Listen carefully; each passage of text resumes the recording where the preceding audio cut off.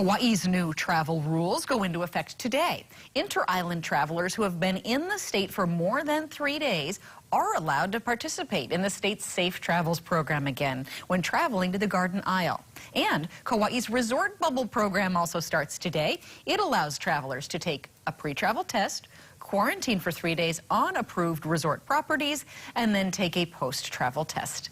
They will then be released from quarantine if they have that second negative result.